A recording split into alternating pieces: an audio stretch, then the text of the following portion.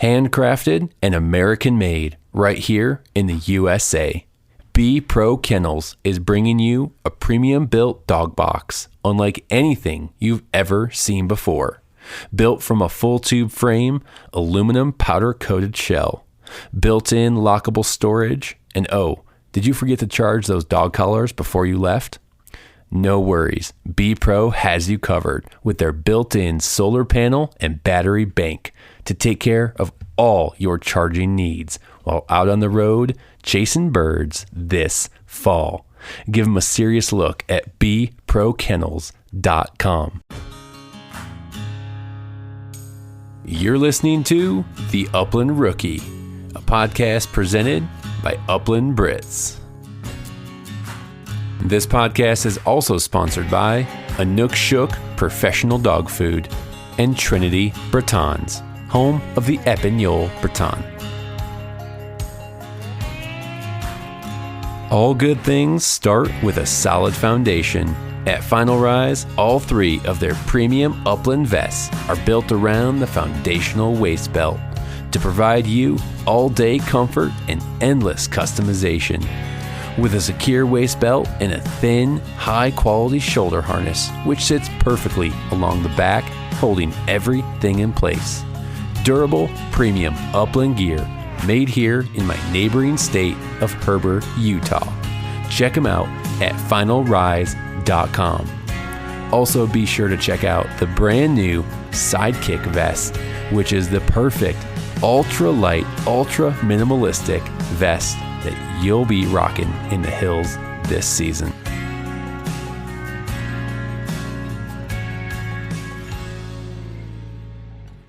Hey, what's going on, everyone, and welcome back to the podcast. I am your host, Will Larson, and you are listening to episode 53 of the Upland Rookie podcast.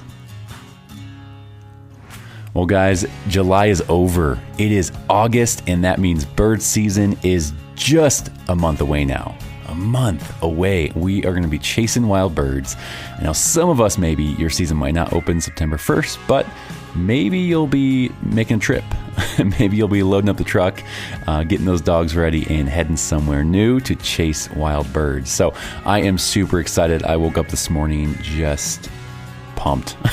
My Instagram and Facebook feeds are just piled with countdowns and people, including myself, posting pictures of last season, and it's an exciting time. I mean, a month away. We when we think about the hunting season, it is pretty darn short, and for us to, you go all of, let's say, most of my seasons will end of January. So we go February, March, April, May, June, July, August with no hunting. And it's tough. It's a long grind through the spring and the summer. I know some of us supplement that time with lots of different activities or hobbies. For me, springtime has been a trial season for me, and run some dogs in Nestra and try to AKC trial this past year. And then just kids activities and life, mountain biking, getting my dogs out, training dogs. And so, what is it for you? What have you been working on this summer? I know we still got a month to go, but shoot me a message. We'd love to hear kind of what your final goals are for the rest of August and as you head into September 1st. Is there anything you're brushing up on? Is it conditioning? Is it, retrieving, whoa work, whatever it might be? Speaking of whoa work, some of you might have, I posted a video last week. I think it was on the podcast, and Instagram channel. And, I just had an off training session with, my female Win. And just didn't kind of go as planned. She was just kind of all over the place, wasn't focused, wasn't dialed in. I was frustrated. Like it was just an off session, and I was a little down on myself. I was a little frustrated, so I did this smart thing. Actually, cut the session short. And said, all right, this isn't going to work today. And what I did after that, I think I did a session the next day. But then after that, I actually took a break for a couple days. I didn't put any pressure on her, didn't do any work. I think we did a 2-day break. And you might not seem like a lot, but we did a bike ride, let her free run, had fun, just kind of didn't do too much, didn't really do any training. And that break really, really helped her. So we were back at it again this morning, first time in a couple days with no work. And man, she was dialed in and she was focused. I could tell when I got her out of the crate, like she was ready to work and she knew exactly what we were doing.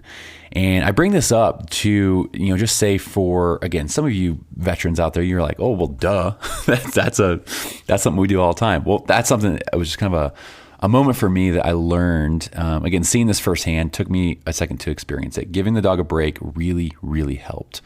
And so don't be in that mindset of thinking, oh, every day, twice a day, we have to do the grind over and over and over again.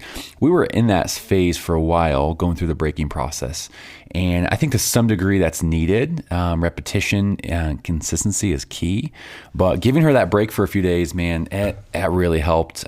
So I felt a lot better. She was dialed in. She didn't forget it. Don't think you're going to go backwards because you take a break for a couple days on whatever you're training, whether it's, whoa work, retrieving, whatever it might be. So anyways, that's my free, unsolicited piece of advice because I learned that, experienced it firsthand. And so just wanted to pass that along. Hey, I don't have too many announcements for today except the July podcast giveaway winner. The winner has been contacted and it is Colton S. Colton S has been selected as the winner of the July podcast giveaway. So he has not gotten back to me just yet, so I'm not sure which prize he's going to be picking. So once he lands the prize, I'll let everyone know what is still up for grabs. And just a reminder, we got some amazing companies with some great gear up for grabs for the next 3 months. So in total, we have a vest from Final Rise. Again, premium Upland vest. One of my favorite pieces of gear I currently own and have been rocking for the past 3 years. A knife from Upland Knife Company, a tie-out system from Cable Gangs, and a Gunner Fan Kit 2.0. So those items are still up for grabs. Once Colton gets back to me and lets me know which item he will be taking, I'll update everyone here. And thank you for everyone supporting the podcast through Patreon. Again, some nice giveaways, some nice perks being a Patreon member. You can still get in the August giveaway. So if you missed out on the July one, get signed up as a Patreon member in August and you'll be entered. Simple as that. It's for as little as $5 a month. You can get your name in a hat 2 times actually for the $5 tier. So if that's something you'd like to take part in, feel free, head over to patreon.com, search the Upland Rookie Podcast. Other than that, guys, just a quick reminder, haven't talked about this maybe in a little bit. I do have a Facebook page, Instagram, and that's about it. I think I have Twitter, but I never use that. But anyways, if you're on Facebook at all, go like and subscribe to the page over on Facebook. Obviously, follow along on Instagram. That's probably where I'm most active. The other thing you can do to help grow the show, if you want to do anything, if you say, hey, I'd love to help a show, great. Patreon's awesome. That's a great way to help support the show. Another way is leaving a rating and review on either Spotify or Apple Podcasts. So if you guys have not done that yet, if you would just take literally 30 seconds, a minute, head over to your podcast platform that you listen to, mainly Apple Podcasts and Spotify, and leave a rating and review. The stars and the review, written reviews, guys, those are so fun to read. Those are heartfelt. I read every single one of those, and it helps the algorithm. It serves the algorithm gods. I don't understand how or why Apple has their algorithm, but if someone searches upland hunting or bird dogs, it'll help this show get up there higher in the feed among some of the other podcasts. So if you go leave a rating and review, that would mean a ton. It's going to help the show get out there to more hunters just like you, and it just means a lot, and it's super fun. I mean, it's super, super fun reading those reviews and just seeing the impact that this show has had on some of you has been very encouraging. So that would be awesome. Other than that, we're going to jump right into the interview. Again, don't have too much to go over. Checking my notes. Yeah, I think that's it. Stay tuned. This coming week will actually be another episode of Tailgate Talk with Jeremy. Shoot me a message on a topic you'd like Jeremy and I to unpack. One person did say we should discuss his mustache. I mean, that's up for discussion. I mean, I'm not opposed to it. We'll see how he feels about that. But send us a topic you'd like us to discuss. Again, these are short 20-ish minute episodes. Tailgate Talk with Jeremy dropping this Friday. So anyways, our guest today, Kenton Bryant. Kenton Bryant, you're actually going to find him on Apple Music, Spotify Music, whatever it is. He's a country music star. Yeah, you're a star, Kenton. Yeah, country music star, country music singer, songwriter. I think it's probably more appropriate. Kenton is living in the Nashville area and just a great dude. I mean, I had so much fun interviewing Kenton here. Just kind of a young, old school bird dog guy. That's how I describe Kenton. We have a blast talking about training. His upbringing was pretty heavy into bird dogs. Got away from it a little bit, as you'll hear, but I'm really excited for you to hear this episode with Kenton Bryant. And he's got a new song out, People Think. I think it's called People Think. Let me take a look here. Yeah, People Think. It's a new song out. He just released last month. Go check it out on Apple Music or Spotify, wherever you listen to your tunes. So anyways, enjoy. We're gonna jump in here. So thanks so much for jumping on the podcast with me. I think I see. We're gonna get into the new pointer pup you got. Was that him walking around behind you? Yeah, one of them, man. I got a setter pup. I got 2 9 or a 10-month-old, 9-month-old setter, and then I got that pointer pup. Yeah. Nice, man. Oh, they look so good. Those white dogs, man. There's something special about them. Yeah, I've never owned a true what I would call white dog. Miller dogs, and it's kind of getting into the field trial game. If you ask anybody, I love setters, but if you really want to be competitive, I feel like you pretty much better be riding a pointer. Well, dude, I have a lot more questions for you on that. Before we go too far, why don't you put us on the map? Where are you talking to us from? And tell us a little bit of who you are. Oh, so I'm Kenton Bryant. I grew up in Glasgow, Kentucky, and I live in Nashville, Tennessee now. And I'm very fortunate and blessed to be able to write songs for a living and put songs out for myself when I want to. I've got songs coming out this year with Luke Combs. I've got songs coming out this year with Kip Moore and obviously my own stuff. And I've written songs for Randy Rogers Band and Craig Campbell and Cameron Marlowe. And got a puppy fight going on. Puppy fight? Oh, man. It's funny.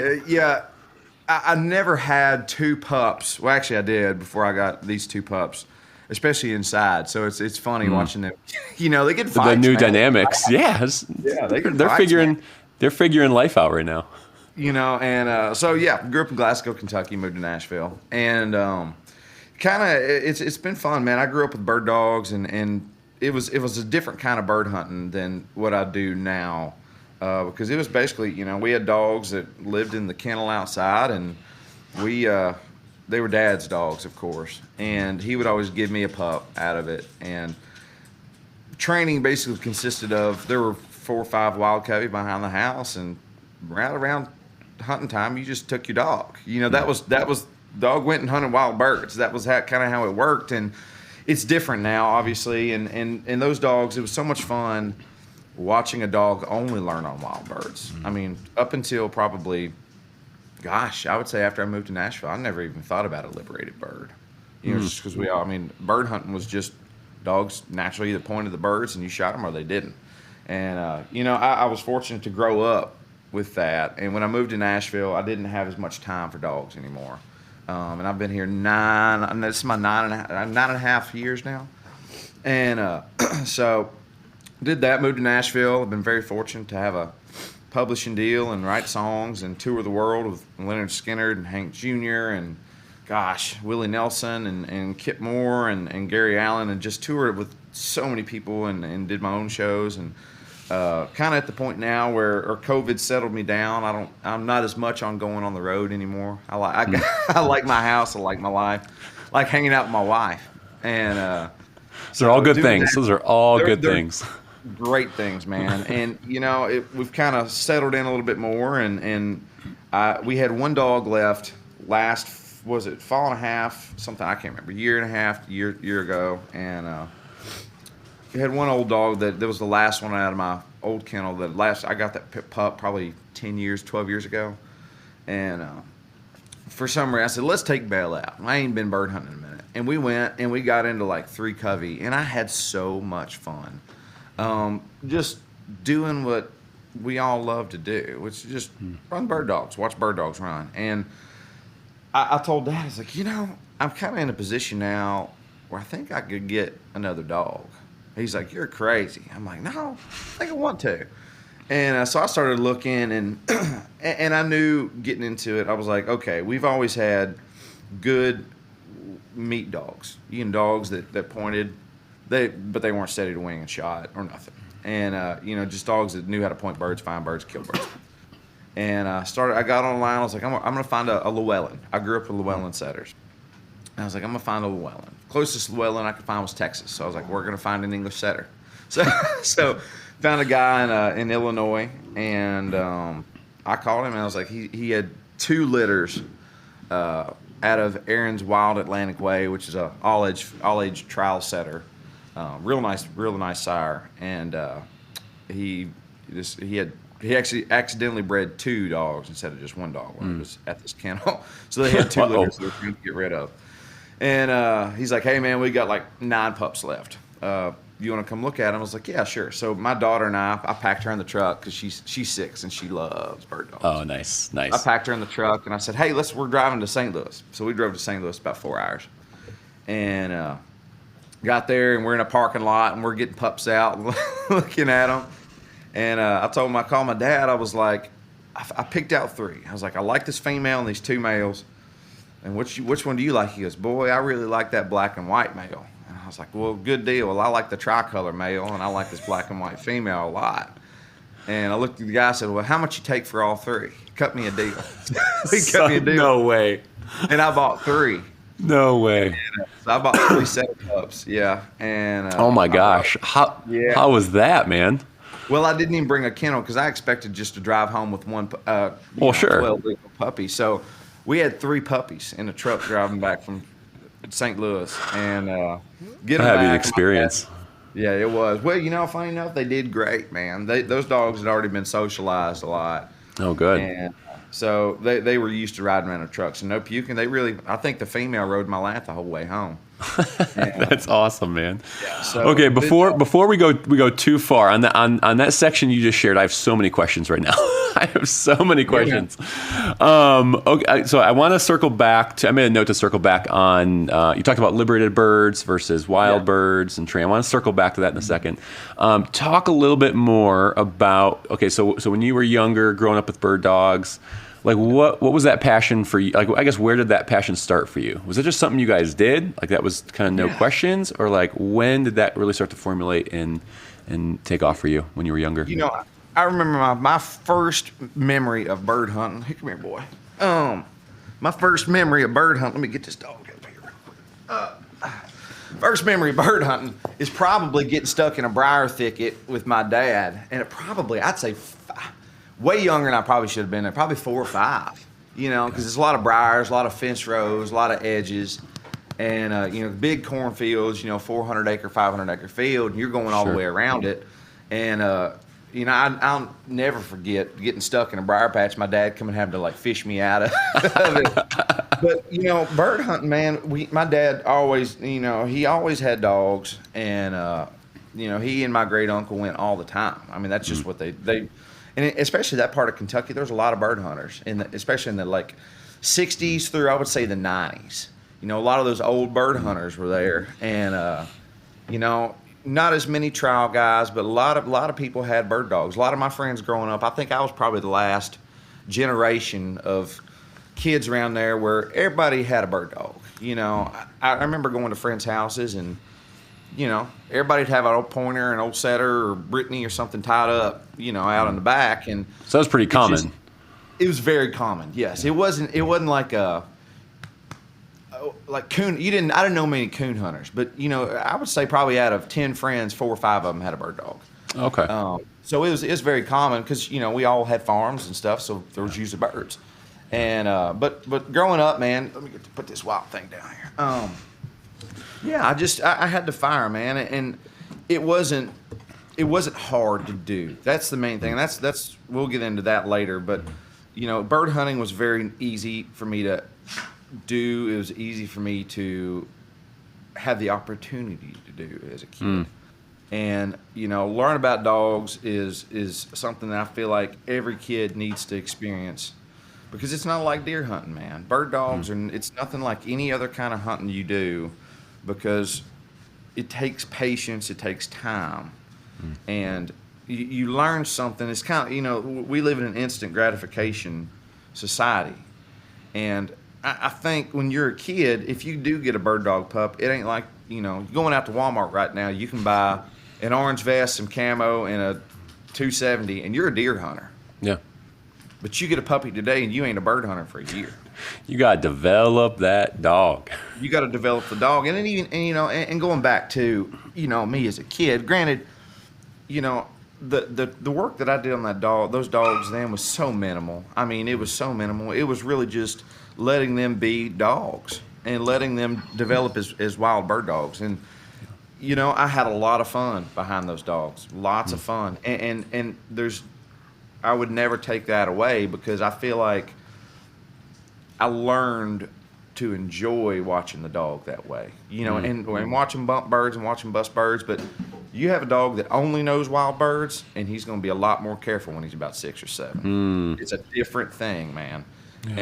And was your dad like, was he just kind of wired this way for training your own dogs, or where did you learn some of this because you train a lot of your own dogs now, right? Yeah. So my dad was always self-taught. It was old school. It was very much check cord, barrel, old school training. And we're not talking steady to wing and shot. We're talking steady. You put the brakes on them. You teach them to go. You teach them kind of to come. Maybe you get them to come back. But other than that, you're hunting. And again, it's very utilitarian at that point, because you're wanting a dog that goes and points birds so you can shoot birds. I mean, my dad and them, man, it was nothing for them to go kill 3-man limit. 3 days a week. I mean, and I think out west where you guys are, you're able to do that. But in Kentucky now, I mean, half the time I go out anymore, I'm using a starter pistol because I don't want to kill wild birds. Because it's just there's not as many there, and you got to be so cognizant of knowing how many birds are in a covey when you are hunting. Because I keep tabs on how many birds are killed out of wild coveys behind my own farm, behind the farms I hunt. Because what the problem that we run into, and I think this is probably nationwide, is, and it's not knocking my dad's generation or anything, but I feel like people took a lot of advantage of killing limits of birds for a long time, through the 60s, the 70s, 80s, and the 90s. It was nothing for my dad. I mean, they would go hunt 4 days a week and killing 8 bird a man. And you get a lot of those guys that didn't care if the coveys were around. They would kill the covey out. And if you know anything about quail, especially the bob whites, you can't reintroduce them. Yeah. That's their family. That's their group. That's the covey. And if there's some studies, I'll send it to you so you can link it in here. It's a really great read. University of Tennessee did it, but they were trying to do a reintroduction program with wild birds, with liberated foster parents, liberated birds with wild bird parents. Oh, wow. And the only thing that really worked was wild birds with wild liberated parents, foster parents. Oh, wow. They had pretty much a zero return for birds other than that, over a 6-month period. Wow, that's fascinating. Couldn't make it. So you can't reintroduce them. Like, you can't take liberated birds and let 5 coveys out on your farm. They're gone. They're dead. They won't make it. This is literally a 0% chance. And there's surrogators that raise chicks, raise eggs to 6 weeks and try to do it. They've done everything, and the only thing that works is wild birds, pretty much with wild bird parents. And interesting. So send that to me if you can.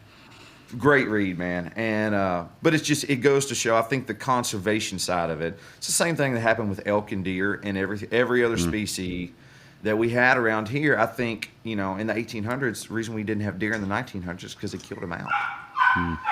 The reason there aren't elk out my back door is because somebody killed them out. And there wasn't in their mind to go, this is not an infinite resource. And that's the way I look at quail too. And I think that's how we have to look at quail, especially the bobwhite. Going forward is realizing that we're still playing a game. This is, to me, it's a game. This is no different than going golfing. I enjoy going and watch the dog work. And if I take my dog out, and I know there's 3 covey behind my mom and dad's house right now, most of the time I take them, I run them, start a pistol, they point, start a pistol, and I've killed enough quail in my life I'm good. I've killed enough quail. I enjoy watching that dog work. Yeah. And it's no different than going and playing golf. I enjoy, if I count how many finds we get, if they stood their birds, if they fluffed. Hey, chill. Sorry, I got a female that loves to play. You're good. Hey man, it's a hunting dog podcast, so. So yeah, I do that, and I keep tracks of it, and I'm very cognizant of it, and especially nowadays. And I think that's a really important thing you said there, because I think that's a big turning point, I think, for a lot of hunters.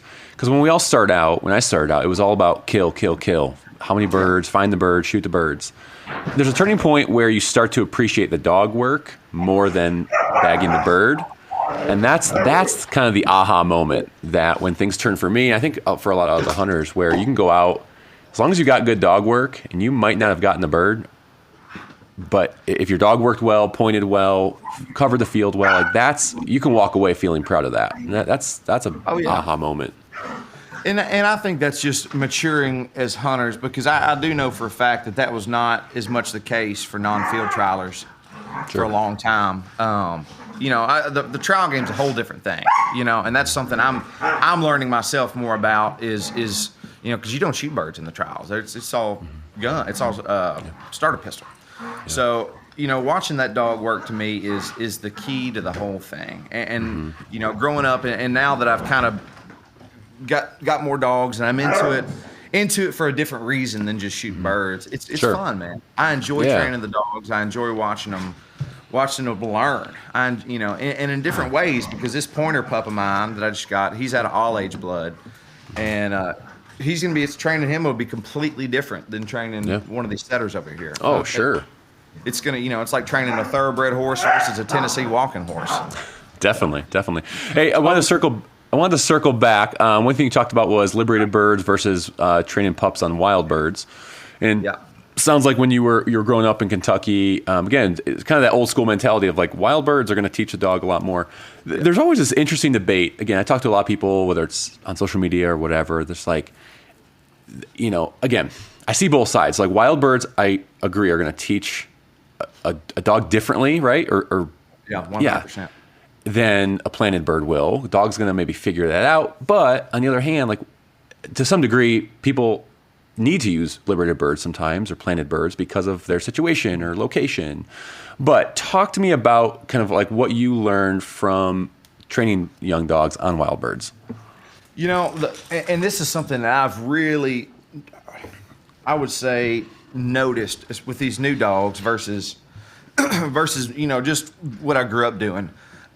Those wild birds, man, when you got a dog that's only running on wild birds, he's going to bump them. He's going to bump them a lot, because those birds ain't into staying there. They're into living. And the point I'll make, so I remember the first setter I spent probably every day Christmas break except for Christmas Day running that dog. And, running that dog basically meant I went out the back door, let her loose, and we were gone. It was 500 acres behind my mom and dad's house. You just go. And I remember we would go and she would bump birds, and we were walking, just walk a fence row, and she'd bump a bird. Of course, she'd take off over the hill, and we'd go that way. You know what I mean? But it's that dog eventually learns, and I'll never forget, man. I think it was the last day of Christmas break. We were walking down a fence row, and all of a sudden, just bam, hard point right there, and that whole covey was in a fence row. But she learned to stand her birds, because it's what happens with a liberated bird, and I've seen this with these recent older setter pups of mine, is if you get them on liberated birds too early and you work them on liberated birds, the dogs don't learn manners. They think they can pressure those birds, because that liberated bird ain't gonna fly. He's gonna wait for you to come up and get him. So that dog learns that he can get in tight on them birds. And the problem with that is, when a dog doesn't learn manners and doesn't learn that the game is for that bird to stay there, every time he's going to think, if you are hunting wild birds, you're hunting pheasants or you're hunting, chuckers, or you're hunting any even Sure. wild bob whites, man, that dog's going to think, oh, I smell that bird, and I can get in within five yards. Gone. They're gone. So, it's kind of at the point now, and I'm even about to be doing this. So I'm going west to, and we'll go into this too, but like going west probably the 1st of September for a week and a half or so, and going to run with George Hickox at their camp, and it's basically just you get on a horse and you flock dogs. You take however many dogs, 10, 15 puppies, and you let them go. You let them chase, because they're going to bump those sharp tails until they don't feel like bumping shark tails no more. And it's doing what I said I grew up doing. You grew up on wild birds, and if you get a dog that's getting into 4, 5, 10, 15 covey a day, they're going to learn real fast. Hey, I get too close, birds are gone, fun's gone. Exactly. That's the game, man. And these dogs, they want to play that game, because when we all get puppies, we teach them, I'm everything that I do now, I've learned, from George Hickox, and I believe George is, in my opinion, he's probably the best dog trainer out there. And there's a lot of great ones, but I do believe George is, it shows. His dog's Chelsea Thunderbolt is, winningest shooting dog ever. George has trained Springer winners, lab winners, trains, canine dogs for the SEAL teams. I mean, he just knows his dogs. Yeah, and he does a little bit of everything. Talk about how'd you get connected with George? Because wasn't it something with you and your dad back in the day? You got connected with George somehow, or a friend of mine that another bird dog mentor. He was a trial guy and retired trial guy, and I remember getting a pup. God, probably 2009. I had a really nice little pointer pup, and I was like, man, I think I want to do a little bit better. And he goes, man, you need to watch this George Hickox video. And he actually gave me a George Hickox video. It was basically just volume 1 through 4 pointers. And he said, if you follow this, you're going to have a real great bird dog. And we worked together a little bit. Sorry, I got a dog trying to chew up a microphone cord here. And I watched that. And then, George is pretty accessible. I got his email, and I would just pick his brain. I've been picking his brain since 2009, on different things. And earlier this year, actually, I would say late last fall, I said, hey, George, I'd really like to have a little more help. I said, I'd like, these dogs to be bragging rights gun dogs. And he said, okay, well, you need to come see me sometime. So we went down, my wife and I went down to Georgia and down a little north of Thomasville and visited him. And I thought I knew a pretty good amount about bird dogs. I didn't know nothing, and it's just it's the process, and as George always says, you don't pay him because of the winning dogs and the big pretty pointers. You pay him for the dog because he's screwed up, and that's the deal, man. And I feel like that's the biggest part about training is knowledge. It's knowing why you're doing something and and guaranteeing that outcome. Not just going, well, let's go put some birds out and let's go shoot them. People, I mean, I recently became a NAVDA member here in Nashville, and I went to the training the other day, and the feedback after was like, well, you see anything we need to change? I was like, yeah, I think we need to have a training plan. Everybody needs to have a training plan, because liberating birds, putting 3 or 4 quail out, and bringing your dog and putting your dog on point and shooting them birds, that is not training as much as, okay, what are we trying to do? Okay, so you got a dog, you got a young pup at 4 months old, is just learning. Don't stop him from chasing. Let that dog chase. That's your forgiveness. And I think that's a real big thing for me is educating people. Like I felt like I sought out knowledge. And, when I have buddies that will call me and I'll help, and is finding that knowledge that's going to help you on your next step. Don't hinder your next step. Help your next step. Yeah. And letting them puppies chase, because that's all that's going to do is keep building that fire. building that drive and excitement for them. Like getting to chase that bird's like that's a win, man. That's a win. Yeah. That's kind of a reward a little bit. And you got to especially like you said, when they're pups, they got to keep that high. So yeah, because if you break them dogs too early, man, what I've seen too is if you break a dog too early, you lose your forgiveness. Because once he's broke and you've made that dog stand, it's then your ice is a lot thinner. If he loses his. If you're in the market for a new premium Upland hunting vest, then look no further than Final Rise, offering the Sidekick, the Legacy, and the Tried and True Summit Series. Premium, high quality, made here in the USA. Check them out at finalrise.com. Trinity Bretons is the home of the Épagneul Breton, also known as the French Brittany. All Trinity Breton dogs are from champion bloodlines that are field tested and family approved. For over 33 years, Trinity Bretons has worked to offer you the best bred Épagneul Breton in the country. Check them out at trinitybretons.com. Also on Facebook and Instagram at Trinity Bretons.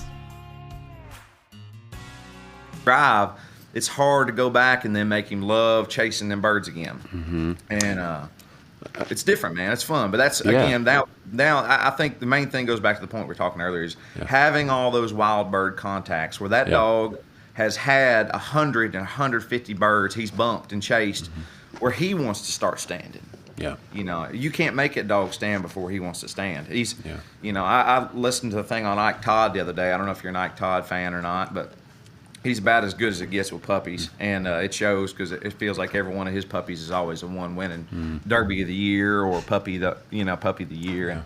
And he said that he likes to get his dogs basically on the razor's edge of if somebody farts, all them dogs are bumping. You know what I mean? Yes, I've heard that. I've heard someone else mention something similar. Like they kind of want their own dogs on the edge a little bit. You kind of want them enough. Like you don't know if they're gonna be like, "Screw you, asshole!" Like I'm gonna take off, or like, "Yeah, I'll stand here now."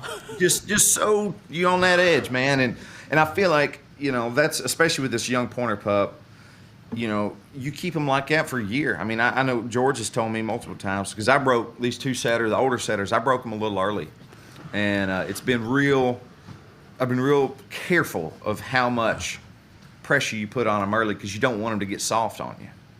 And but this pointer pup, I probably won't break him till after a year. You know, he'll be damn near an outlaw for a year. Yeah, but totally. Just let him have fun and chase and be a pup and no catching. That's the key to the whole equation. No catching, and that's goes back to our liberated birds. You can catch a liberated bird. You ain't catching a wild one. Well, because then they'd be like, oh, well, I caught him this one time. Oh, I caught him this second time. Oh, I can just And catching it's a slippery slope. The bird dog mantra is, you know, dogs are going to try to get away with everything they can get away with. Yeah. You know, and if they did it one time, if you let them do it one time, you know, with training and again, I'm getting into George's deal. You'd probably be better to have him on because I'm just reiterating what I feel like. No, that's good. That's good.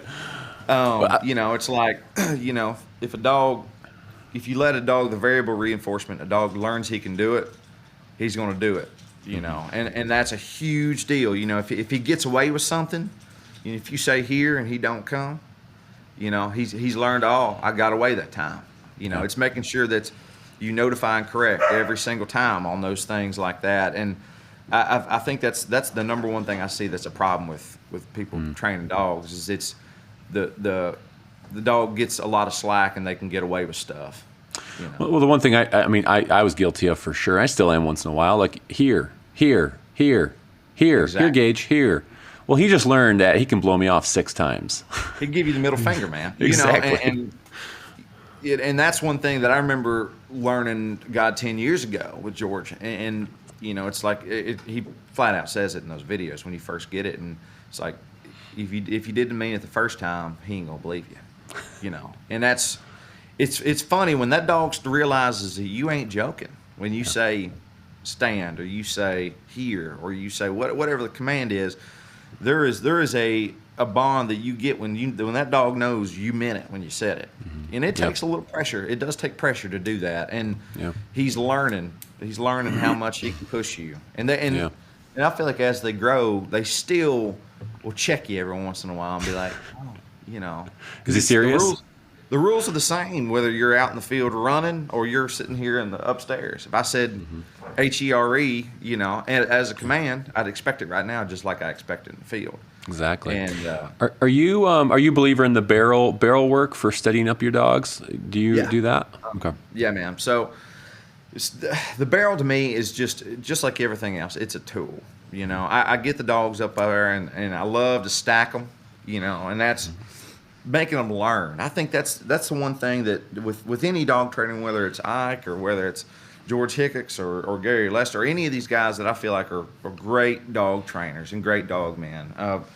They all use a lot of different techniques, and you're just teaching that dog to learn more than anything. That dog needs to learn, and getting him up on that barrel like this little pup I got right now. He just learning to go upstairs. You know, it's make him learn how to go up and down upstairs. Make him learn how to, you know, do anything. If you want him to hop up on this chair, teach him how to do it. And it's those little things just going to make it easier as you go. I love that clicker too. You know, you teach him what that clicker means because that's his reward. He's doing it for himself. Then he knows he's going to get paid, and that it just makes it a lot easier because there's an incentive for him to do it. Sure. And I'll get him up on that barrel and stack him, make his tail look pretty. You know, you can get a little piece of PVC, knock his head up. You know, make him look high and make his tail high, get him looking pretty. And then as far as the woe goes on the barrel, I do like to start them on the barrel. My daddy always did it that way. Hold on, I got one eating a $600 pair of headphones here. Don't want that to happen. No, we don't. Get him on that barrel. Oh yeah, that's the new little pup. He's a good looking puppy, man. It's funny, man. He looks like Dobby the elf off Harry Potter. Yo, I can't unsee that now. Cannot unsee that. The funny thing, pointers, man, they're when they get to be a big old male dog, they're beautiful. But I'm telling you, these pups here are gangly and weird looking. So get them up on that barrel, and you know, the other thing is you get a chain. You know, when I do woe break them, this is a little further on down the line. Get them up on that barrel, get the chain up because they need to learn that barrel. If you put them up on there, they're staying. Sure. You know, and this is the old school way of doing it, but you know, that dog is going to jump off. You better let him sit there for a minute. He needs to learn that he needs to stay on that barrel. Sure. And that's a tough thing for those dogs because when they're sitting there hanging for 10, 15 seconds, you put him up on there again, he probably ain't going to jump off. It's a learning moment for them. It's immediate and it's impressionable. That's the main thing for dogs.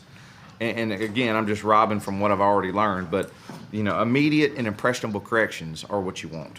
You know, sure. If he hops off that barrel and you say, "Oh, okay," you just put him back on. You're going to be spending the rest of the afternoon trying to, working on his program. He ain't working on yours. Well, yeah, because he didn't learn anything from that. He didn't learn anything, and I love a positive reinforcement. I think that's a huge. Has to be 50%.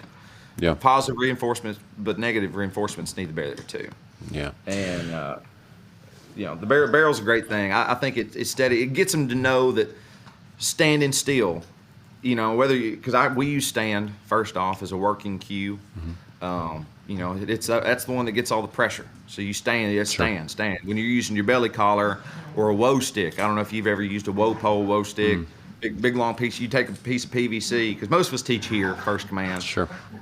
So most of the time, I don't know if you had this problem that I've run into sometimes, but you'll say whoa or stand or whatever, and the dog wants to come right to you. So you take a piece of PVC, 8 foot long, put a clip on, a latch on the end, and you walk in that dog and you say stand, and instead of him kind of a really long stiff leash almost where you can stop him. Exactly. So you can stop that dog without him going nowhere. I haven't heard of that. That's cool. Yeah, and then you click him, treat him. He said, and eventually, man, I've done it with 4 dogs that ain't my own this year, and people come in and say he always just comes here, and you get him on that woe pole, 30 minutes, and I guarantee he's going to be standing. So use that, That's use cool. your stand command, and then go to the belly collar, and then just do it everywhere. Yeah. And it's cool. I've kind of got it down to an art there on that, but but it's okay. Yeah, no, that's awesome, man. That's awesome. I want to turn the page a little bit. So I know you've mentioned, so you got this pointer pup that's, again, got some all age in him, field trial dog, but you also mentioned you joined NAVDA. Yeah. So talk to me about kind of the trial game. What are your kind of goals going forward, and what do you hope to get out of NAVDA, or do you hope to go down the trial route? I think the thing for me is, again, following the direction of George is, really just, sorry, I thought they were about to knock something over there. NAVDA is a great place to meet people that are like-minded and have dogs and enjoy running dogs.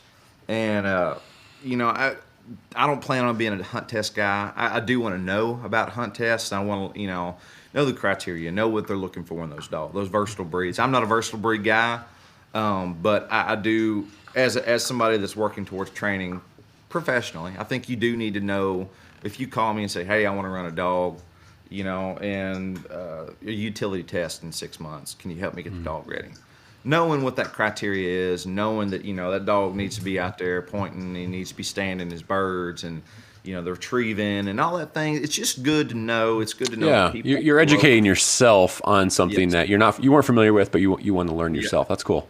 And it's nothing wrong with any of that, man. I think everybody needs to be a member of those societies because it's how we educate people that don't know, and it's how we learn things that we don't know. And there were guys there the other day that had been NAVHDA members for 15 years, and we ended up having mutual friends, and we're gonna run dogs together this fall. And there were younger guys who were like, "Hey, man, I really like your dogs. How'd you get your dogs to do that?"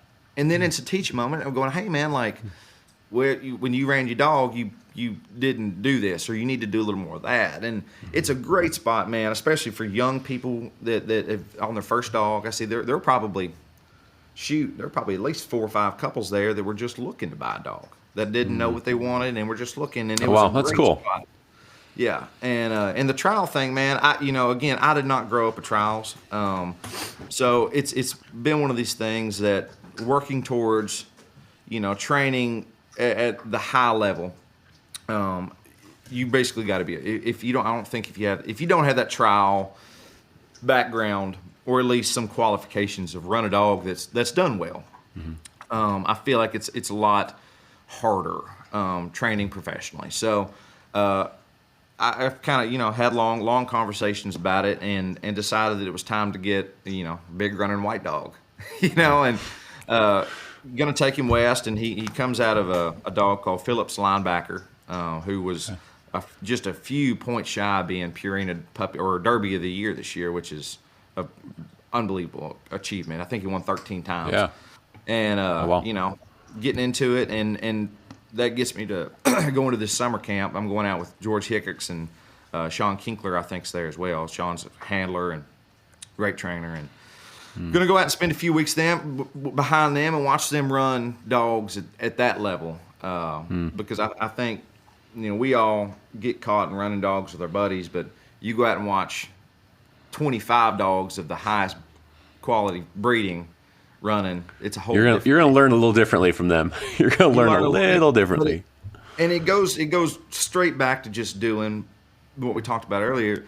They're running them dogs on horses, and you take them and you flock 20 puppies or whatever it is, how many you got, and you flock them up and you let them run and you start grouping them. You go, hey, if this dog's running ahead of the pack and he's pointing to birds first, he might need to get in that other group. He might be a standout. And, some dogs make it, some dogs don't. And, and that's a game that I'm very interested in learning about, and getting into. And, it's going to be interesting. I think there's the United States Shooting Dog Open is going to be out there as well. So I'm going to go. I think George and them have a couple dogs in it. So I'm going to go watch the dogs run. Nice. Yeah, dude, I love how you're just jumping into these things and learning like you don't know what NAVHDA is, but you're jumping into it and going, hey, all right, tell me about this. What is it? What are the qualifications? Yep. What jumping into horseback stuff and coming alongside to learn from people who know it. I appreciate your approach of saying, hey, I don't know it all, but I want to learn. I want to ask questions and be alongside of you. Well, I think the main thing, and maybe it's just it's not songwriting. I've been so fortunate to, again, write songs for a living. How the heck do you write songs for a living?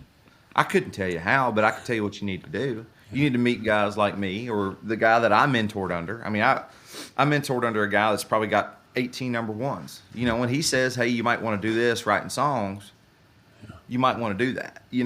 So it's finding qualified people that have done it, and learning from them, and because I feel like that knocks so many years off of learning whatever trade. If you want to be Electrician, who's going to teach you to be an electrician? A master electrician.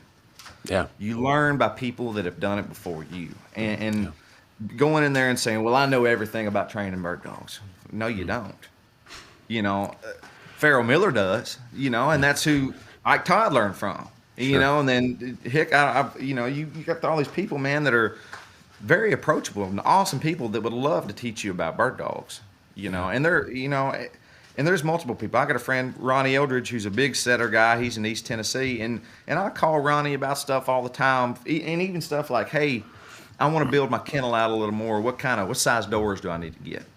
He knows. He says you want to get a 2-foot door, not a 4-foot door, because the dog's going to run out from under you. You know, but it's little things like that. Yeah. Little things like that, man. And learning. And I think being a student of anything that you're interested in is paramount. Yeah. You have to be a student. You have to be willing to find somebody that's going to teach you about it, and have the drive. And with the trial thing, you know, I didn't grow up on horses, but you know what I've been doing this all for the past 6 months. I've been going with a friend of mine and going riding horses, you know, and learning how to do it better. You know, that's awesome. Probably been on 15 or 20 horses in my life, and I called somebody. And I said, hey man, I want to come up and ride horses because I might buy one. So I've been going up and riding horses, and I looked like a drunk sailor the first 2 or 3 times I was on it. But, it's hard, man. It's not easy. You know, it's not like going and riding a trail horse up at the local trail ride. You know, it's when you start trotting and you're trying to get them to lope and do the whole thing. I mean, that's a different deal. But you know, it's because I want to do it, and you know, it's because it's in the pursuit of being better than what you are. And that's what we're all doing. We all want our dog to look. We all want our dog to be the best out there, whether they are or not. You know, if you and I end up going hunting, nothing's going to make me happier than watch your dog point all the birds. You know, it's just having fun, and it's going out and it's enjoying. Because at the end of the day, it's all a game. Yeah. You just say it's not a life or death thing. It's a game. Man. Yeah, it's a game. That's a good perspective to keep in mind. Yeah, and you know, even the guys that are running for $25,000 at the national at Ames every year, you know, still a game. It's a little more expensive game, but it's a game. It's a game still. Yeah, that's what it is. I remember this past spring I was running a horseback trial with my younger dog Win in a puppy stake, and so I went out with my mentor, did the whole horse thing beforehand, and it's tough, man. Like you said, the trotting and the just regulating the speed, and once they get going, it's like, oh, this is a little. I mean, it was eye opening for me. I thought it was going to be this. Like get on a horse, no big deal. No, it was something else. My back was screaming the next day. Yeah. Oh yeah. And but you know, man, I think the main thing is with bird hunting, and the problem that we're running into is, it's become such a thing. It's hard to get into, so people are scared to get into it. You know, nobody wants to take all that time. Nobody wants to learn how to ride a horse. Nobody wants to learn how to work these dogs. And I've been trying to figure out ways to get more people more involved. Yep. You know, whether it's having a puppy day at my house, whether it's because my wife and I are very fortunate to have, you know, some land here right pretty much inside of Nashville, and you know. I just want to get more people involved in it because I want people to see what I see in these dogs. And if we don't watch out, it's going to be gone. Yeah. You know, that's the problem. What's it like? I was going to ask you, kind of like living in Nashville, is it, I mean, again, I think of like Denver. Denver's not a very bird dog place. You get a lot of, you know, pets and, you know, house dogs and stuff. What is it like raising bird dogs in kind of the greater Nashville area? You know, I think people know I would say people know. Nashville's become very much a Denver over the past few years. It's a lot of influx of people, and you know, I would say your country folk might know what a bird dog is, but most people go, "Well, my granddaddy had bird dogs." If I've heard that once, I've heard it 10 times. My granddaddy had bird dogs, and you know, because I'm fortunate enough, as I said, to be able to write songs, and I have people over here a lot. This is my studio and stuff we're in right now. You know, the dogs are usually hanging out. They're like, oh, yeah, I had somebody, who was it? LV Shane. I don't know if you're a country guy, but LV Shane was over here the other day. Real awesome guy. Just had his first hit. Hell of a singer, hell of a songwriter. And he was over here, and we were writing. And He said, man, I love them setters. My granddaddy had like 3 of them. And I was like, well, get you one. Man, I don't know. And the problem is, I think a lot of people believe there aren't any birds anymore, so why would you have a dog? And, it's just one of those things where I think if we go another generation down the line of not getting people into this, it'll be one of those things where there's no money for it. There's no, people don't want to do it. People, it's just going to be a tough thing. And I think, because the bird hunting for a long time was kind of like fishing. Ain't nobody really want to talk about where they went bird hunting, Sure.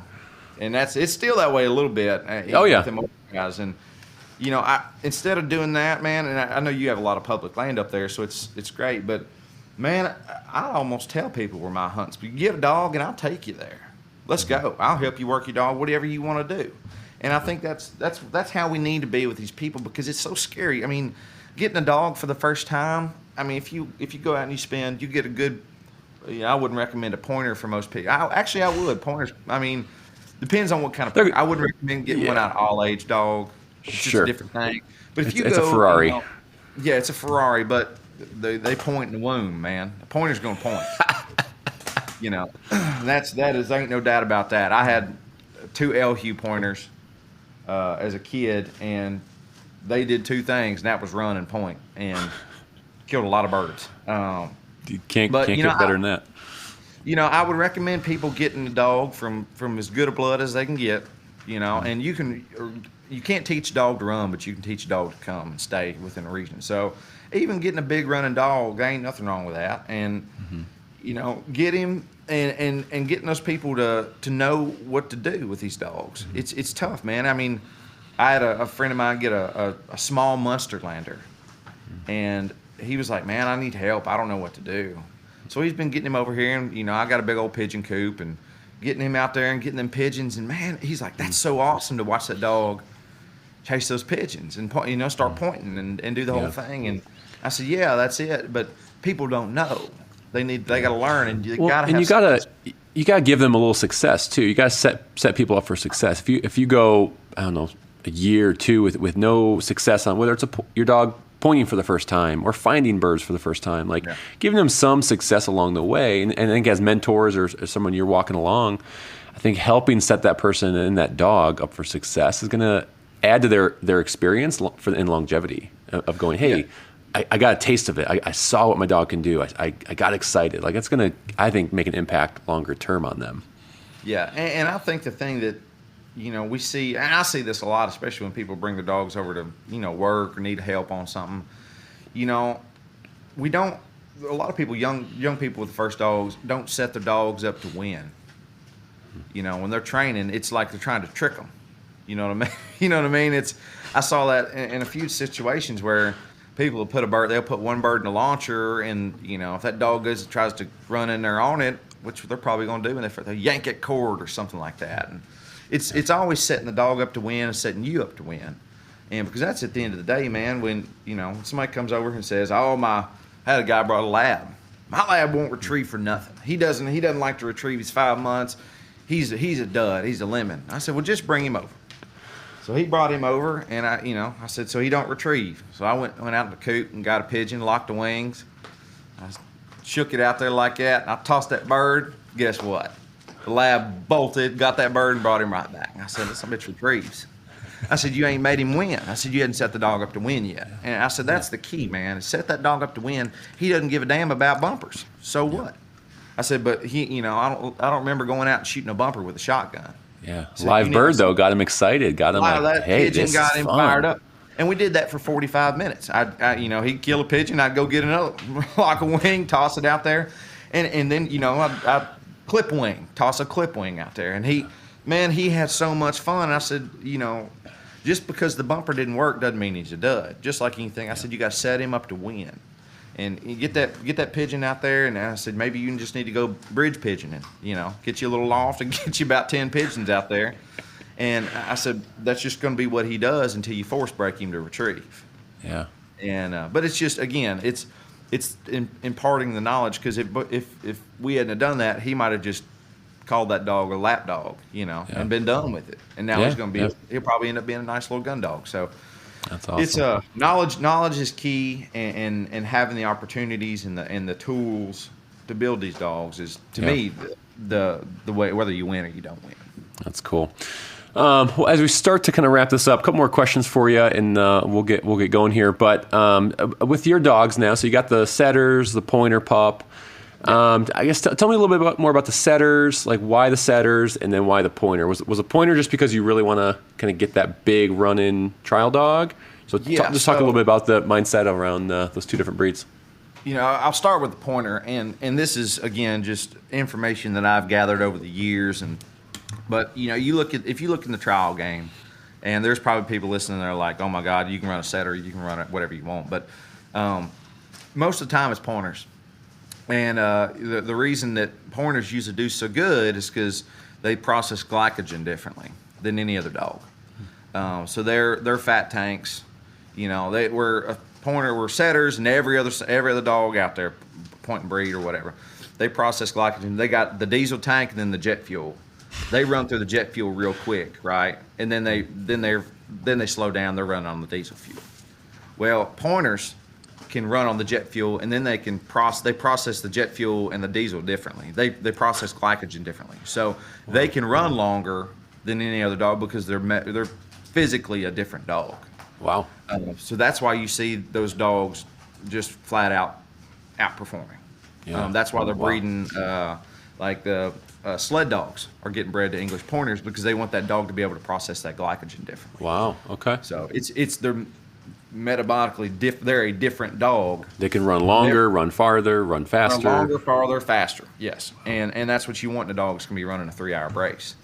And not saying a setter, like my setters come out of Shadow Oak Bow, which he won national twice, 2013, 2014, in the all age, which that's a big running dog. Yeah. And but I love a setter. I grew up with Llewellyns and some English setters. I got an old English setter right here. She's 13 and a half, and to me, I like setters because they're, in my opinion, and this is worth absolutely nothing, but in my opinion, there is nothing prettier on point than a setter. I just love their gait. I love the way they run. I love when they point birds, the staunchness, the tail. Everything about a pointer or everything about a setter is class. It's a Cadillac, where you got a pointer, to me, is a Ferrari. Everybody likes a Ferrari, but ain't nothing prettier than a Cadillac rolling in. And it's funny because I got a female. When I bought these two puppies and kept these two, my male runs like, he runs like a trial dog. He gets up and going. He's 400, 500 yards before you know it. My female, on the other hand, has an absolute nose. I mean, she is long nose, but she is meticulous and she's slow on purpose. She ain't ever gonna bump birds. She was pointing wild birds. Hey, let me get that. Don't need you chewing that up. She was, hold on. She was pointing wild birds at 4 months old.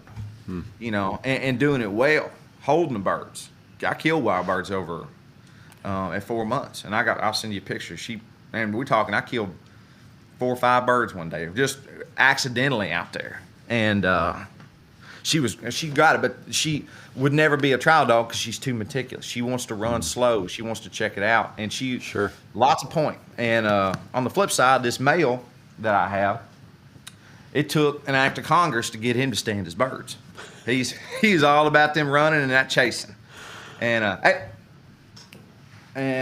so it's different, and that's the thing with these dogs is ain't none of them the same. The tricks that I pull to get this male to stand would be too much pressure for that female. And vice versa. The stuff I do with the female wouldn't be right for that male.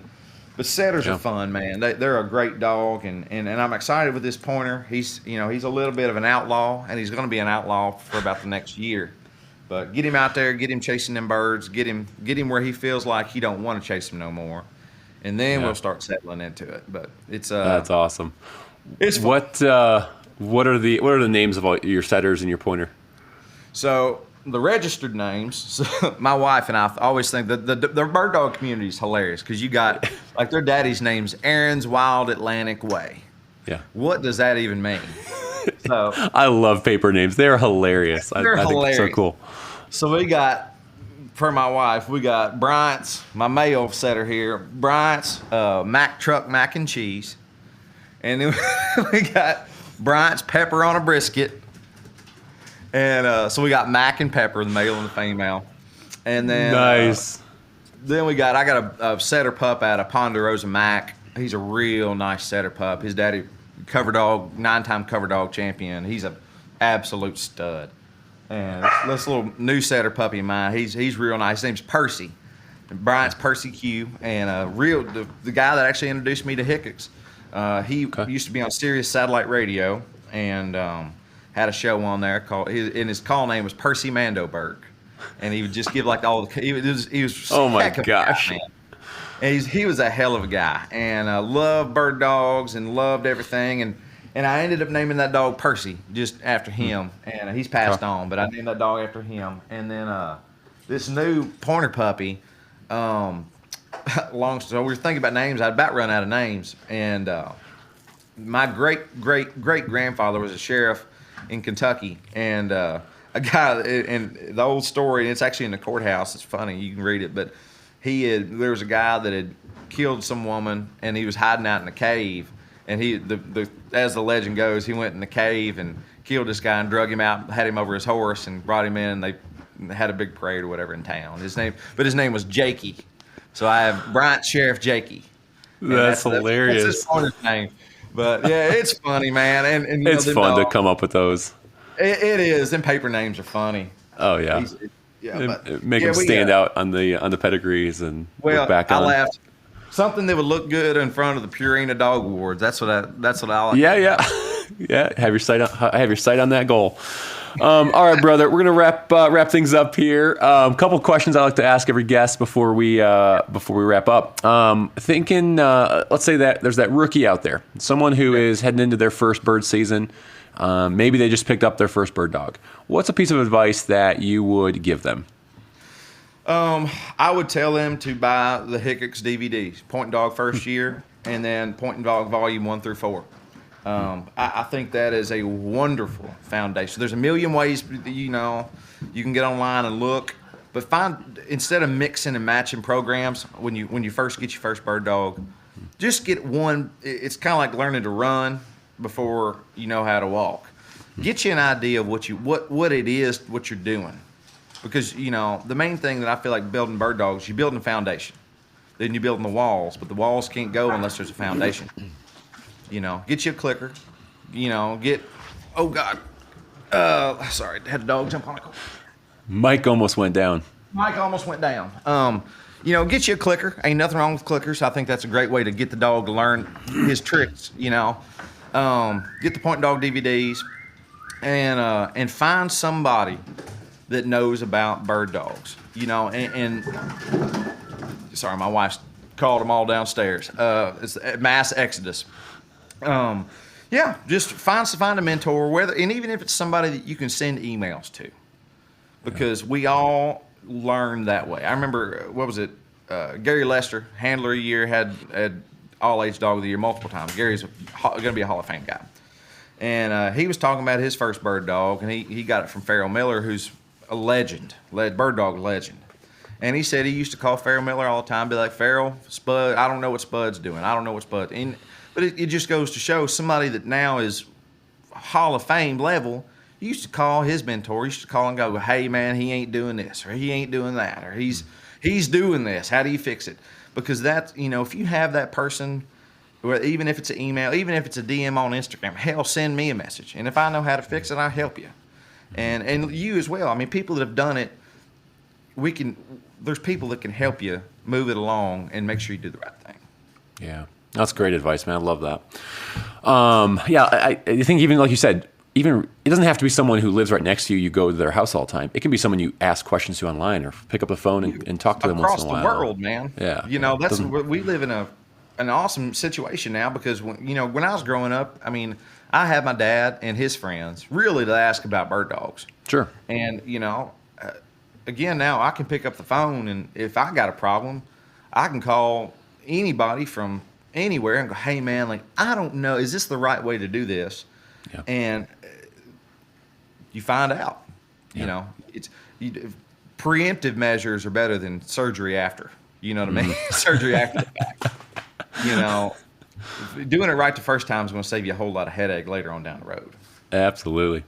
All right. Last section here is our rapid fire round. So just going to ask you a couple questions, and you just give me your off the cuff answer, and we'll go from there. All right. Love it. All right. For you, what came first? The gun, the dogs, or hunting? Probably hunting. Hunting. Okay. Yeah. Okay. This is always a fun one. How many clays or trap clays or whatever, people have different terms for it. I don't understand them all. How many clays have you ever hit in a row? Gosh, we got a thrower behind the house. I would say 7 or 8. I'm a pretty good shot, but I ain't that great a shot. I like the honesty. What gun are you carrying into the field and why? Ruger Red Label. That's what my daddy always had, and I just love the way they feel. I got a 12 and a 20. Good, I'm still on. My wife goes, "How'd it go, babe?" Yeah, so I love a Ruger Red Label. My wife took an affinity for an over and under. I got her a Beretta 391. And she decided she wants an over and under. So I think nice. I think I'm gonna get her a Silver Pigeon here soon. Oh, there you go. That's a nice gun. That's a nice gun. Yeah, what do you prefer? Do you just use the 12 and the 20 in different situations, or do you like one better? Yeah. For quail hunting, I prefer a 20, maybe even a 28. I got a little Stevens 555 28 gauge. It's a great quail gun, man, and it don't weigh nothing. Oh, I bet. But for most growing up, I had a, what did Dad give me? A Sportsman 58. That was an old Remington Sportsman 58 from the 50s and 60s. And that was pretty much the gun I carried because he didn't mind if I messed it up. So, but as I got older, my daddy always had a bunch of shotguns. And he let me use his Rugers and stuff like that. And I love an over and under. It feels like art when you shoot that gun, So that's awesome. Love it. Okay, favorite dog breed besides the ones you own? Man, besides the ones I own, I love a lab. I love a lab. One thing that I think that we run into a lot is if you don't really know what you're doing, get the dog that you have the highest percentage of it being right from the start. If you want to hunt and this is your first bird dog, don't get a weird breed because the chances of it out of 100 dogs, the chances of that dog being a great dog is lower. You get a lab, and I don't care, 99 and a half out of 100 times, a lab's going to love birds. He's going to retrieve. If you want to go hunt pheasants, you can hunt pheasants with him. You can hunt ducks. You can go hunt anything you want to hunt. A lab will do it. Aside from an English pointer and English setter, that would definitely be the dog that I would own. Yeah, that's awesome. Classic. Can't go wrong with the good old all around do it all lab. There it is. Favorite bird to hunt and why? I gotta go love you. Bye. Love you, honey. Sorry, wife's heading out of town. All good. Yeah, I love it. A bob white. If you're hunting wild bob whites in Kentucky, I love it. I love the landscape, the way the hills roll, where the birds land, where the birds go. I think there's something magical about being able to navigate the cropland versus the fence row versus the thicket. Those birds live in a very diverse, ecosystem, and it's fun hunting them. But I will say there's something about a Southwest Kansas pheasant that I do really like. Close second? It's like almost a tie for first, but okay. I think nostalgia might beat it out just a little bit. Of course. Okay. All right, last question here. Beverage of choice after a hunt. Beverage of choice. Most of the time it's a water because I'm damn tired. You know what I mean? It's funny, man. I used to do a whole lot of drinking in my younger days. And I say younger days, I'm 32, but I started early. I was playing in bars at 14 years old, and the old men thought it was real funny to get the 14-year-old kid playing guitar drunk. Gosh. Yeah, so I started early, but you know, I'll drink a little whiskey every once in a while. I'll pour me one, especially with the bird hunting. The best part about that is, you know, when I go on my elk hunts, I'm by myself. Always. I spent 2 weeks by myself in Colorado last year. Yeah. Bird hunting is communal. It's community. When you get done, you're cutting up and talking, and if you miss a shot, I'm gonna give you shit. You know, and that is the real fun part about it, man. And when you're done, you hop in the truck, everybody goes back, all the dogs are running around the camp, you know, and then you've got, you know, you making dinner and everybody drinks a little whiskey and we get up and do it again tomorrow. That's, to me, the best part about bird hunting is because it's not solo. You're not out there, you against the elements. It's you, me, we're hanging out. And if we get to kill some birds, it's great. And if you finish that off with a beer, you finish that off with a whiskey and have a steak, even better. That's awesome, man. All right, I'm going to throw one more surprise question in there. Either or, which would you prefer? Writing a song or playing the song?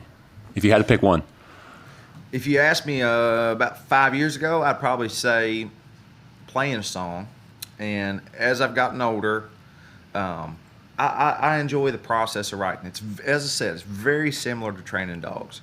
You know, you start with nothing and you end up with something, and it's fun. I love writing songs. I love the craft. It's what brought me to Nashville. Is I wanted to write songs professionally, and it's a challenge. You never know, you know, when it's done. You never know when the magic's going to run out, but it ain't run out yet. And I love crafting songs. Yeah. That's cool, man. Well, you have a new song that just released pretty recently. Is it People Think, right? Is a single you released? Came out at midnight last night. Yeah. That's awesome. Did you write that yourself? Mm-hmm. Yeah. Okay. So in Nashville, you co-write. So every day, I mean, for the next 4 months on my calendar, I've got different people every single day. And you come into the room and everybody's Percy. Sorry, he had tangled up in that course. So, yeah, every day you get in with different guys and you go, hey, man, let's write the best song we can write. And I wrote this song with some really good friends, Smith Onquist and Jeb Gibson. Okay. And Smith has written a bunch of the Hardy stuff. I don't know if you're a Hardy fan, but he wrote a bunch of stuff for him. And just a good guy. And we wanted to write a song about, you know, we all grew up in little small towns. And we wanted to write a song about the people that we know there. So we wrote the song People Think, and we're all real proud of it. And I'm proud of it. And I did it all right here, exactly where I'm sitting. Recorded. Wow. I played pretty much every instrument on there and produced it, and you know it's fun. I enjoy it. It's a blessing. Fantastic. Is writing a song just real quick, kind of like you get people in the room and you start spitballing ideas, stories, pastime, just like we're doing right now, man. Just say, hey, man, what are you up to today? Oh, nothing. Well, awesome. Well, you got any ideas? Well, I got this one called, you know, blah, blah, blah. I like that. How would that go? And we'd go, well, maybe it's an upbeat thing, kind of sound like a Kenny Chesney song. Okay, well, how'd that go? And you might play a little lick on the guitar. Well, I love that. All right, well, how'd the first verse go? Then you go, well, maybe this, or how'd the chorus go? And you just start writing lines. And then, you know, we've just all done it long enough that it just kind of happens, you know. Yeah. That's cool, fun. man. I don't know how it works. I really don't know how it works. I just keep doing it. Yeah, but you get an end product, and look at that. It's on, you know, Spotify and iTunes and all that stuff. But they keep paying. That's all that matters. Yeah, right. They keep paying. That's all. The day they stop paying, I think we'll probably get worried. Yeah. It's not the same. Yeah, ain't no doubt. Well, Kenton, dude, this has been so much fun. If people want to follow along, not only with your music, but things with bird dogs and training, how can they reach out to you? How can they follow along on your journey? Yeah, so I've kind of separated my bird. I didn't want to kill all my people that don't know nothing about bird dogs with bird dogs. So I started a second Instagram page just for bird dogs. And so you can find me on Instagram at Kenton Bryant.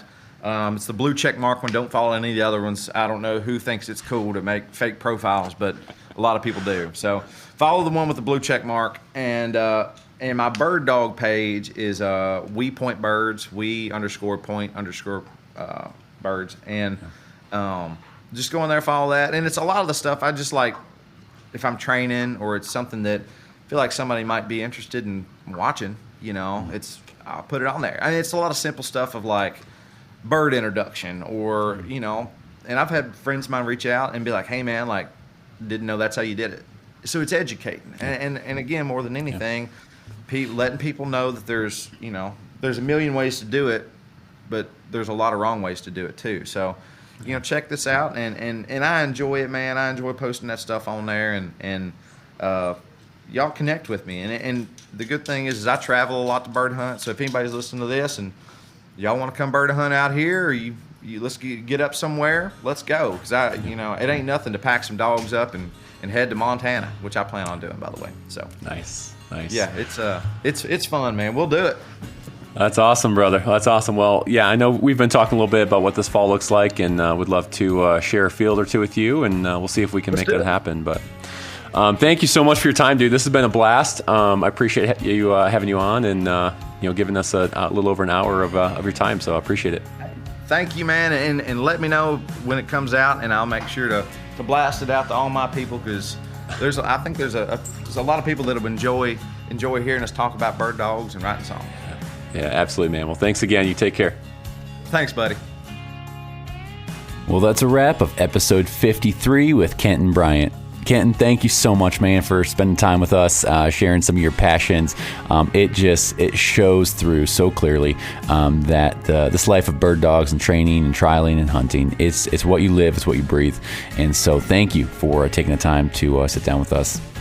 Hey guys, don't forget, head over to Apple Podcasts, Spotify, leave a rating and review. Those really, really help the show get out there to more hunters just like you. And share it with a friend. Share it on social media. Share it in your story on Facebook or Instagram, and just say, hey, this episode, I like this part, or this was interesting, or whatever it might be. Again, it's going to help the reach get out there to more people who might enjoy this or might not. I'm not sure. So anyways, guys, it's been so fun. Thanks so much for tuning in. Thanks for the support.